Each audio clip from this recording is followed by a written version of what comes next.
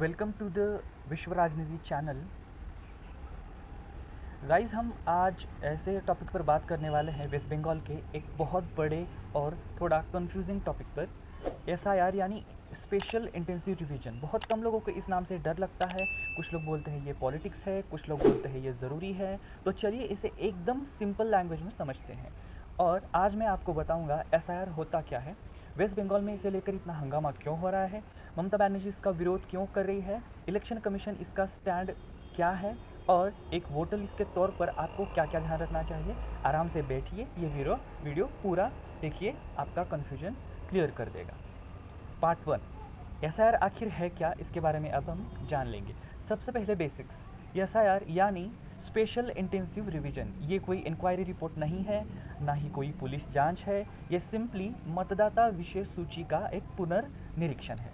Election commission को जब लगता है कि किसी इलाके में डुप्लीकेट वोटर्स है, या फिर फेक एंट्रीज़ है, या फिर एक ही आदमी दो के नाम है, एक ही आदमी के दो नाम है, डेढ़ लोगों के नाम है, और अभी तक डेढ़ लोगों का इसी लिस्ट में है, तो वो नॉर्मल रिवीजन के अलावा एक्स्ट्रा कड़क और फोकस्ड ड्राइव करते हैं। उसे ही हम कहते हैं एसआईआर। सिंपल वर्ड्स में, वोटर लिस्ट साफ करो, गलत नाम हटाओ, सही नाम कंफर्म करो। और पार्ट है सेकंड, वेस्ट बंगाल में ये अचानक बड़ा मुद्दा क्यों बन रहा है।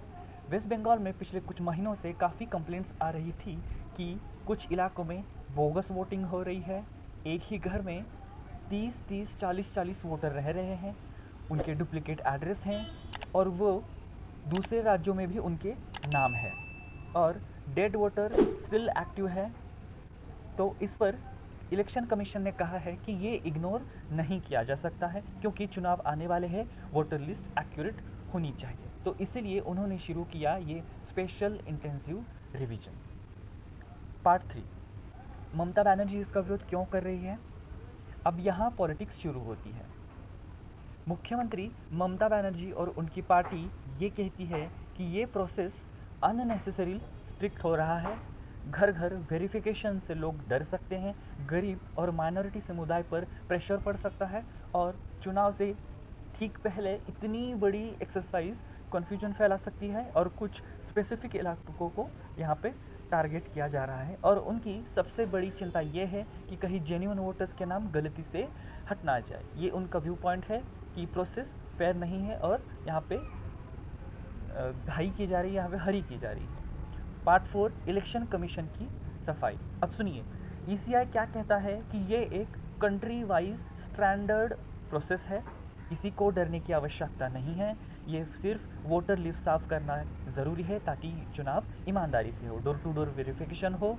अगर किसी का नाम गलती से हट गया है तो वापस जोड़ने का पूरा यहाँ पे आपको मौका दिया जाएगा। मतलब इलेक्शन कमीशन की लैंग्वेज, फेयर इलेक्शन चाहिए तो साफ वोटर लिस्ट ज़रूरी है, ऐसे ईसीआई ने यहाँ पे कहा है। पार्ट 5, एसआईआर की प्रोसेस कैसी होती है। तो चलिए इस पे सिंपल स्टेप से समझते हैं कि एसआईआर कैसे चलता है। फर्स्ट है सस्पिशियस नामों की पहचान।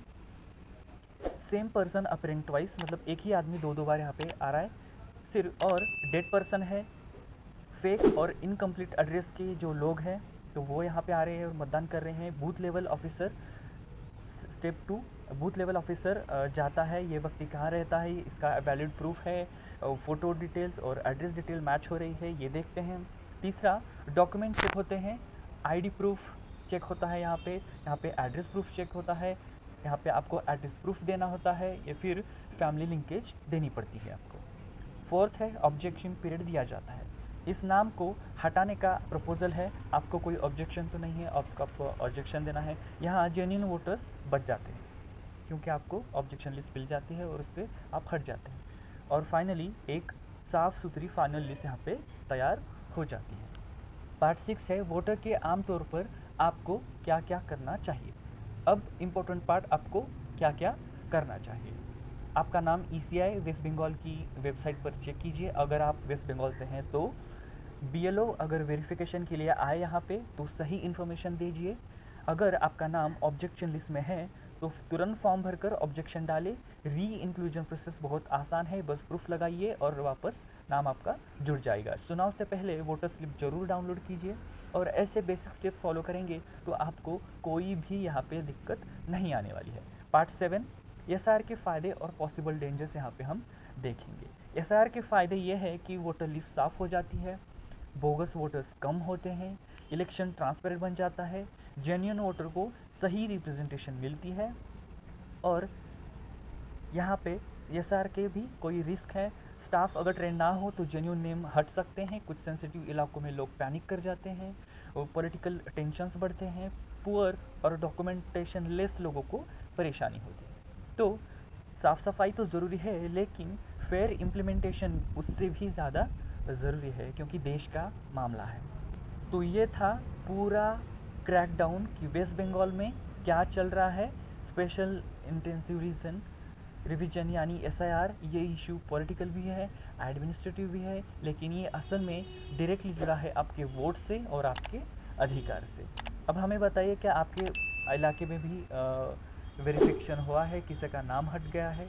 और कमेंट में हमें बताइए कि इस पर हम क्या कर सकते हैं, और हम इसी विषय पर आपको हम अपडेट्स लाते रहेंगे। और हमें हमारे चैनल को सब्सक्राइब कीजिए, शेयर कीजिए, लाइक कीजिए, और क्या लगता है आपको कमेंट में बताइए। धन्यवाद।